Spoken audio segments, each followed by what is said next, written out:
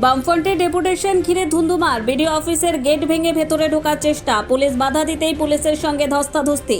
ঘটনাকে ঘিরে ব্যাপক শোরগোল মালদহের মানিকচক ব্লক অফিস চত্বরে। পরে বিশাল পুলিশ বাহিনীর উপস্থিতিতে পরিস্থিতি নিয়ন্ত্রণে আসে। একাধিক দাবি দাওয়া নিয়ে বামফ্রন্ট নেতৃত্ব মানিকচক ব্লক প্রশাসনের কাছে ডেপুটেশন কর্মসূচি পালন করে। নেতৃত্বে ছিলেন বাম নেতা দেবজ্যোতি সিনহা, সিপিআইএমের জেলা সম্পাদক কৌশিক মিশ্র সহ কয়েকশো নেতাকর্মীরা। ডেপুটেশনে দাবিগুলি হলো এসআইআরে বৈধ ভোটারের নাম বাদ দেওয়া চলবে না। আন্ডার অ্যাডজুডিকশনের অধীনে মানিকচক বিধানসভায় বহু ভোটারকে ফেলে দিয়ে চক্রান্ত বন্ধ করতে হবে। নদী ভাঙনে জর্জরিত ভূমিহীন মানুষজনদের দ্রুত ভূমি ও বাসস্থানের ব্যবস্থা করতে হবে সহ একাধিক দাবি দেওয়ার স্মারকলিপি ব্লক বিডিওর হাতে তুলে দেওয়া হয়। রায়গঞ্জের নিশীথ সরণিতেই মিলছে ফ্যাশনের সেরা কালেকশন। রায়গঞ্জবাসীর জন্য একদম পকেট ফ্রেন্ডলি দামে এখন ট্রেন্ডি পোশাক থেকে শুরু করে এথনিক কালেকশন সব একসাথে। হ্যাঁ, আমরা বলছি আজকালের কথা। এখানে মিলছে এক ছাদের নিচে পরিবারের সবার জন্য পোশাক, মহিলা, পুরুষ আর শিশুদের জন্য অসাধারণ কালেকশন। মহিলাদের জন্য মন কাড়া শাড়ি, ব্লাউজ আর এথনিক কালেকশন। পুরুষদের জন্য ফর্মাল ও ক্যাজুয়াল ট্রেন্ডি পোশাক। শিশুদের জন্য রঙিন, আরামদায়ক ও ফ্যাশনেবল পোশাক যা ছোটদের মুখে হাসি ফোটাবে। শুধু বৈচিত্র্যময় কালেকশন নয়, এখানে দামের সঙ্গেও পাওয়া যায় নিশ্চয়তা। সাশ্রয়ী দামে গুণমানে সেরা পোশাক পাওয়ার জন্যই আজকাল রায়গঞ্জের মানুষের আস্থার জায়গা দখল করেছে। ঠিকানা নিশীথ সরণি রোড, মোহনবাতি সংলগ্ন, রায়গঞ্জ, উত্তর দিনাজপুর। তাই আর দেরি কেন? আপনার এবং আপনার পরিবারের ফ্যাশনের সেরা গন্তব্যে একবার ঘুরে আসুন। আজকাল আপনার ফ্যাশন, আপনার ঠিকানা। এসআইআরে 65,000 মানুষের নাম আন্ডার অ্যাডজুডিকেশন।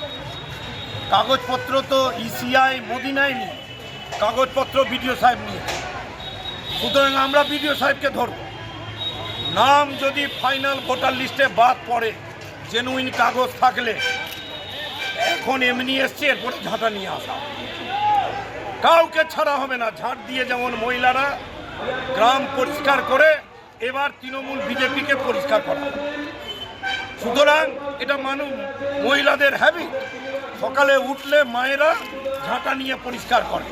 আমরা বলবো মায়েদেরকে তৃণমূল বিজেপিকে সাথ করতে। এই এসআইআর বলেছিল হবে না মুখ্যমন্ত্রী, কেরালা করেনি, কেন বিধানসভায় প্রস্তাব পাস হলো না? আর বিজেপি একবারে আমার কাছে খবর, তাদেরকে অ্যাপস দেওয়া হয়েছে D2... তাদেরকে বলা হয়েছে একটা বুথে অন্য পার্টিকে যারা ভোট দেয় তাদের 50টা নাম বাদ দাও। 7 নম্বর ফর্ম নিয়ে এই যে দলবদলু নেতা বাড়িতে বসে সব করেছেন। ছেড়ে কথা বলা হবে। প্রকৃত ভোটার বাপ দাদা পূর্বপুরুষ ভোট দিয়েছে, কি পেয়েছে মুখের বলুন। বাংলাটাকে বাঁচাতে হবে, আর এই বাঁচাতে গেলে লাল ঝান্ডাকে শক্ত করতে হবে।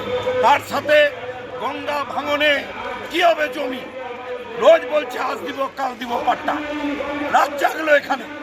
তারপর আমরা দেখছি বাঁধের উপরে গোপালপুর, মানিকচক, ধরমপুর, দক্ষিণ চণ্ডীপুর, হীরানন্দপুরে হাজার হাজার মানুষ ভূমিহীন, তাদের জমি নাই।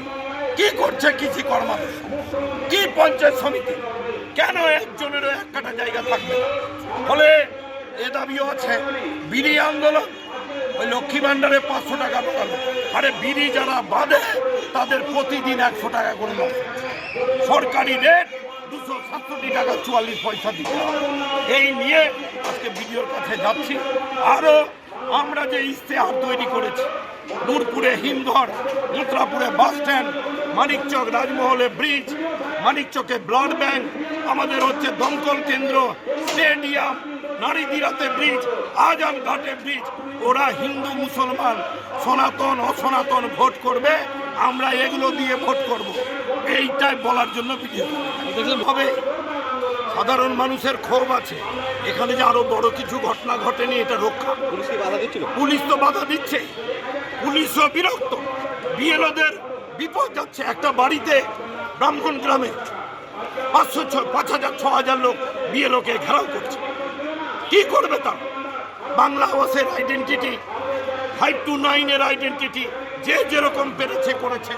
মালদা মুর্শিদাবাদে পরিকল্পনা করে তৃণমূল বিজেপি মুসলিম মানুষদের বেশি করেছে। তার সাথে আমাদের হিন্দু বুথেও কিছু আছে, আমার বুথেই 6 জনের নাম আছে, তারা তো ভোটার। ফলে এই নিয়ে মালদা থেকে পরিতোষ সরকারের রিপোর্ট, কোলেক নিউজ।